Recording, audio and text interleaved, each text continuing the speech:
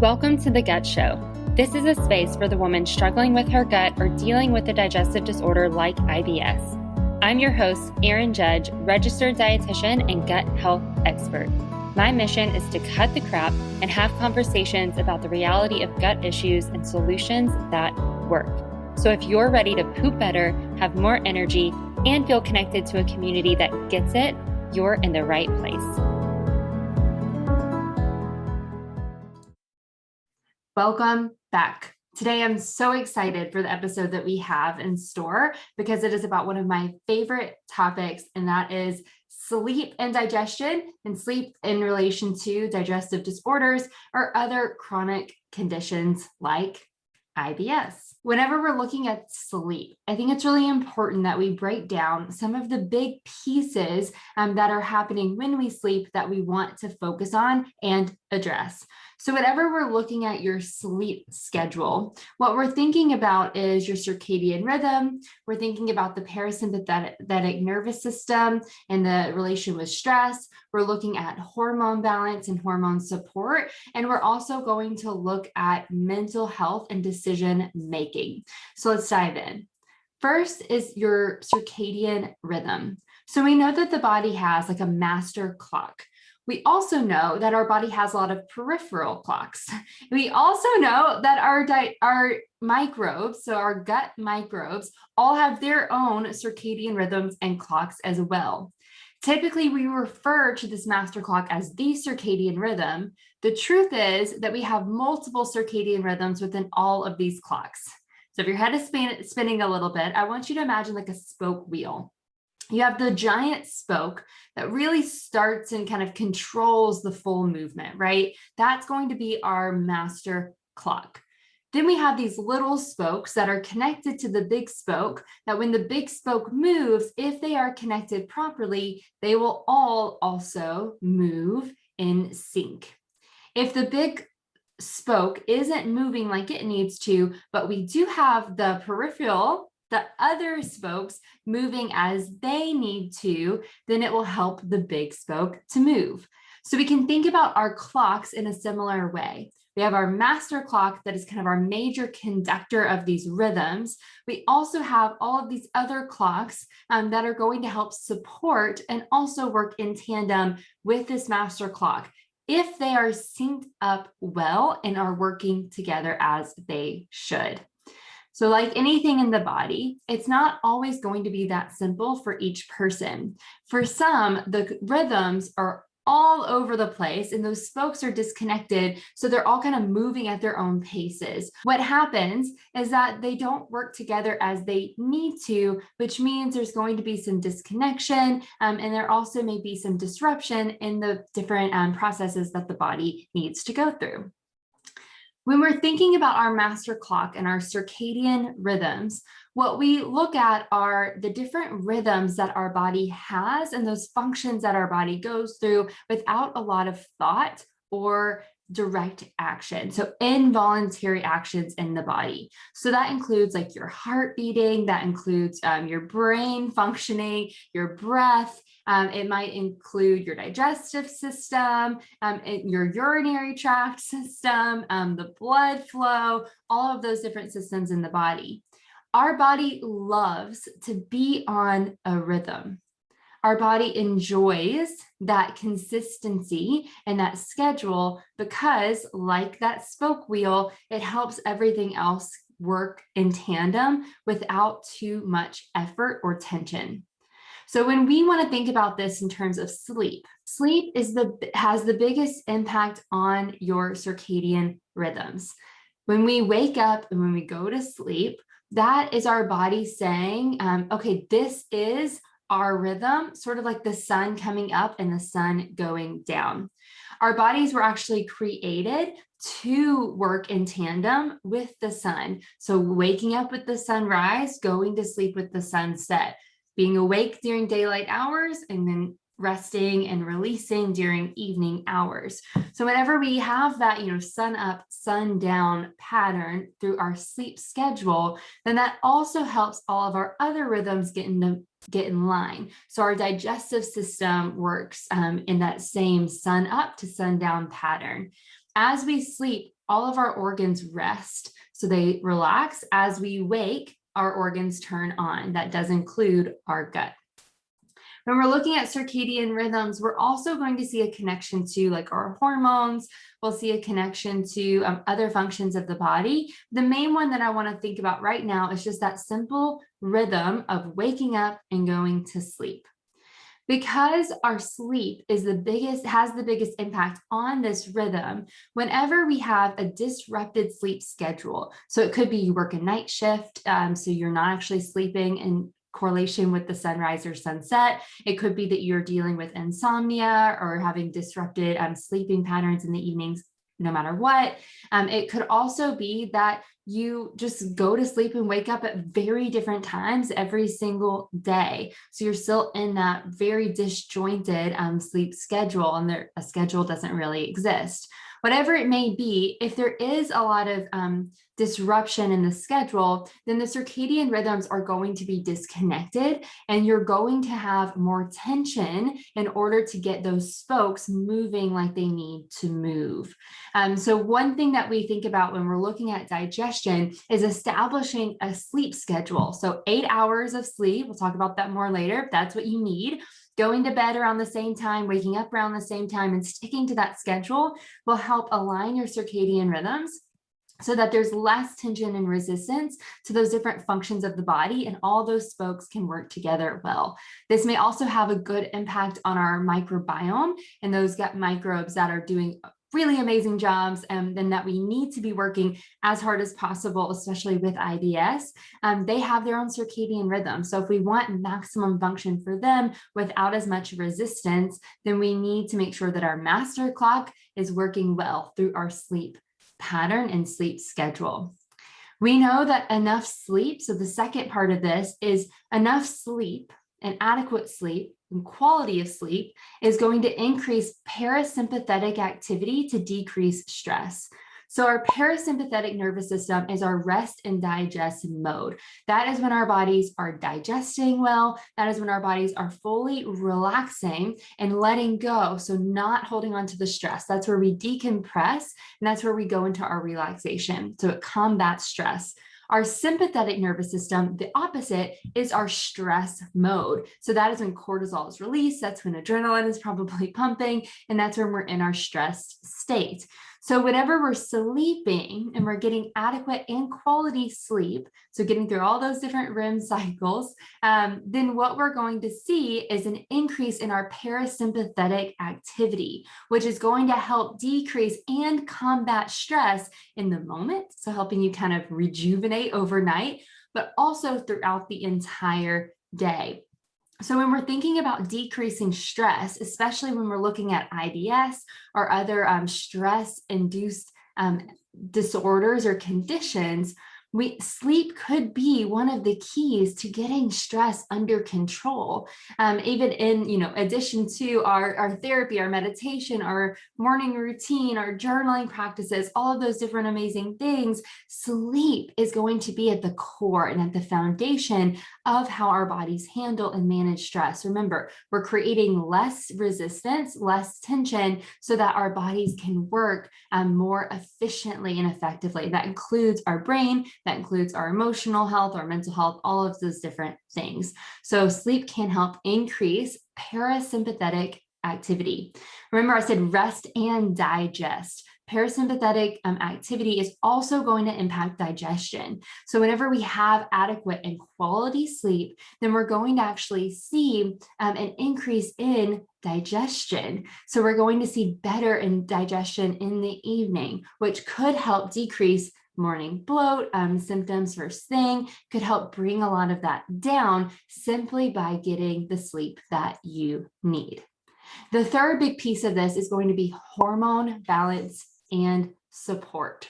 So our hormones, those are our kind of communicators and messengers throughout the body. They're the ones that are really getting things done. They're also the ones that can maybe disrupt and cause some of that confusion in the body about what you're feeling, what you're needing, what you're wanting, right? one set of our hormones are called our hunger and fullness hormones. So it's ghrelin for hunger, leptin for fullness. We know that these are actually produced as we sleep, and they're that the effectiveness and efficiency of them being produced is done while we are sleeping, if that makes sense.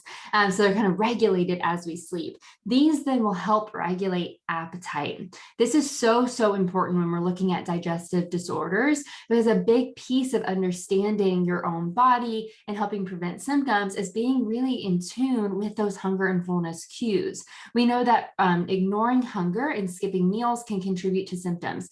We also know that ignoring fullness and overeating or having a large portion of a meal in a short period of time, that can contribute to symptoms. So something that is really important that can be kind of tricky at first is learning how to listen to those hunger and fullness cues. So again, we're going to remove some of that resistance, and we're going to improve the efficiency of these hormones by sleeping well. We're also going to see a direct impact on our sex hormones, which are going to be involved in our cycles for women. You're going to see more balance in those hormones like estrogen, progesterone, as you go through your cycle, which can help prevent those PMS symptoms. It might help prevent some of the drastic shifts that can then contribute to symptoms. So you're going to see a better balance there. And again, less resistance. And then, like we mentioned with stress before in the parasympathetic and sympathetic nervous system, we have our stress hormone, cortisol, who's directly involved there. So we're going to see a balance with that, which is great. But we also may see a balance in some of our feel-good hormones like serotonin and dopamine, and they might work more efficiently as well, which can then go to combat symptoms and help with increase and improve mood. So your hormones all get sort of a reset, I guess a little refresh to work efficiently and work together through the rest of the day. Sleep is important. And then the last piece of this that we had mentioned is really contributing to our ability to make decisions and choices. So one big thing that we talk about in our programs is owning the choice. So autonomy in the choices that you make. One of my biggest goals as a provider in the IBS and digestive health world is to really help my clients have the tools they need to make their choices confidently. Sometimes that choice is going to be to prevent your symptoms and to move forward in a way that you feel really good about. Sometimes the choice is going to be to have the symptoms in order to enjoy a thing or an activity or food or whatever it might be. The key is in making the confident choice. When you're able to make really confident choices, then you're able to prioritize self-care. You're able to prevent things like guilt and shame and that disconnect with yourself and negative relationships with your body. And you're also able to navigate what comes next because you made that choice in knowing what comes, meaning that you know what you can do on the backside of it. So it allows you to live a more free and fulfilling life because you have the power of the choice, right? Making choices is harder than it seems to be because you have to have those tools, right? You have to have that knowledge. You have to have those tools. I always talk about it like a little Rolodex in your mind. And then you have to be able to be present, be mindful, and be intentional in the moment to take out that Rolodex and use the information that you have to then translate it into the choice that you are going to be making. So research actually shows that getting less than optimal sleep, which is 7 hours or less, think about that, 7 hours or less, research shows that can actually translate similarly to having like a higher blood alcohol content in your blood alcohol level. That means that poor sleep could be equivalent to drinking in terms of cognitive ability and decision making. This is really important to grasp because this means that there's going to be more tension, more resistance to the decisions that you are making. There might be altered cognitive ability to be fully present, fully focused, and able to make your choices with confidence. So this is going to overlap into your relationships. This will overlap into your job, your work, all of those different things. It's also going to overlap into your mindfulness and your connection to yourself. So if you're feeling resistance to like make changes, maybe to create disciplines in your life that you know will serve you well, like movement routines or meditation practices or whatever it might be, meal prep. If you're finding that there's resistance there, one piece of it might not be just willpower. It may not be just discipline. It may actually be sleep. If you're getting less than 7 hours of sleep consistently, if you're pulling all-nighters every now and then, if you're really you're really depriving your body of the sleep that you need, then you may actually be altering your ability to make those choices and be present and fully focused in what you're doing for yourself every single day. We know that poor sleep can worsen anxiety and depression. We also know that sleep issues can actually occur during changes of your with the changes in your hormones during your menstrual cycle. So we know that there's a lot of different factors that go into sleep. It's not as simple as going to bed earlier or laying down faster. It doesn't always work that way. There are some other factors that can go into play. There's also some other effects that can happen due to poor sleep. So whenever we're looking at improving your sleep, it's important to recognize where you are now and if there are major barriers to getting the sleep that you need. And if there are, then that would be a sign to go seek out the right professional to be able to do maybe a sleep study to see what might be going on. Mental health, if there is a lot of insomnia, anxiety, worries and concerns that are there, and you're falling into the cycle of anxiety keeping you up and then staying up is causing more anxiety, then you want to see the right mental health professional so that you can get the support you need. In direct relation to digestive disorders, nutrition, and my function and role in this world, we know that sleep can be impacted by some of these different things. So we know that eating too late in the evening can actually impact sleep. The biggest ways that this does impact for most people is going to be with heartburn, reflux, indigestion, that discomfort that you feel from eating too late and the body not having time to fully digest the food that you had. We know that for some, eating too late can contribute to trouble sleeping. A lot of times we'll see this with large amounts of like sugar or something that's going to be kind of increasing energy.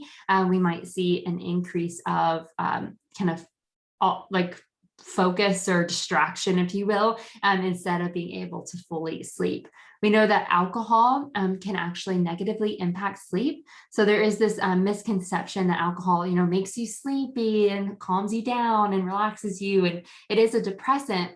But the reality is alcohol can actually impact how deep and how the quality of sleep that you're actually getting. And so you might fall asleep faster and feel more relaxed as you're laying down to go to sleep, but you may not get those levels that you need of quality, which can then actually have a negative impact the following day and then on all those functions that we mentioned earlier. We know that caffeine can have a huge impact on sleep because it wakes you up, and caffeine, it can stay in the blood system for about 6 hours. Everyone metabolizes food and drinks and caffeine very differently, even alcohol, and so it's important to recognize yourself and how your body handles caffeine. If you notice that you're constantly having an extra dose of caffeine, whether that be caffeinated tea or coffee or something later in the day, you could try moving that time up, having like a cutoff window for caffeine, and see if that helps. We also know that some lifestyle behaviors can contribute. So anything that's causing more stimulus, I guess, anything that's causing your brain to turn on over and over and over again. So scrolling through your phone, looking at Instagram, TV, the different images flashing on the screen, things like that can actually negatively impact your sleep and your ability to fall asleep. Again, like we mentioned earlier, anxiety, depression, those different things can actually impact your sleep and having a negative impact. So if the thoughts are swirling around in your mind and you haven't created these tools and practices to be able to process and offload some of those different thoughts, then that could negatively impact the sleep that you're having. Or if you are creating maybe like a stimulus right before you go to sleep through maybe certain music or conversations that you have, or activities that you do or shows that you watch, if it's creating more stress, more tension, more anxiety, then that could have a negative impact on your sleep. And then we also know that, having digestive issues. So if you have symptoms late at night, those are going to impact your sleep. So things that are going to cause, if you're having diarrhea, bloating, cramping, even like a lot of pain from constipation, that could negatively impact your sleep. So when we're thinking about ways to then improve your sleep, the first piece is understanding what those triggers are for you of poor sleep. And so really looking at identifying, you can do this through a log, just kind of keeping up with this. In the gut journal that we have, I'll link it in our show notes, but we actually have a sleep score that you keep up with. And so you can make notes about your sleep. You could try that. You could try, just a little notebook, whatever you want to really track, okay, how is my sleep doing? And then maybe go back and look at what's going on during the day that might be impacting my sleep. Another piece of that is really creating those schedules and that routine and consistency. And so remember that circadian rhythm, up with the sun, down with the sun, being able to create that rhythm and that balance can be extremely important. And then the third piece is really being intentional about improving the quality through decreasing some of that stimuli. So making sure that it's dark, so you can use an eye mask, making sure that the sounds are down, or it's quiet, using earplugs if you need to, and really creating an environment that allows you to fully go into those deep layers of sleep quality. And we know that there's a lot more to it than that. Sleep is probably as simple as eating is. It's not simple at all. There's a lot of things that go into it, and each person's going to have kind of a unique plan when it comes to sleep, and a unique set of routines and patterns that work really well for them. This is something that we actually teach in our Master Method group program for those who are dealing with IBS or other digestive disorders. If you're interested in that, I'll be sure to link that in the show notes. You can schedule a consult with me if you want to talk through what that would look like. But we do give you very easy, simple strategies that you can use to start working on your sleep, and also knowing what you're looking for directly tied to hormones and your digestive symptoms. So I hope that this conversation was helpful. Be sure to join us in the gut community on Facebook. We're going to continue to talk about this topic, and I would love to hear your takeaways and your questions. Either leave a review or come connect with us in the gut community on Facebook or on Instagram, so that we can continue the conversation with you. Here's to happy sleeping. Try implementing some of these things tonight, and then let me know how it goes. Do you like what you heard? Leave us a review. Do you want to connect with others in this community? Join our Facebook group, The Gut Community, or follow us on Instagram. All links can be found in show notes. Thank you for listening, and we will see you next time on The Gut Show.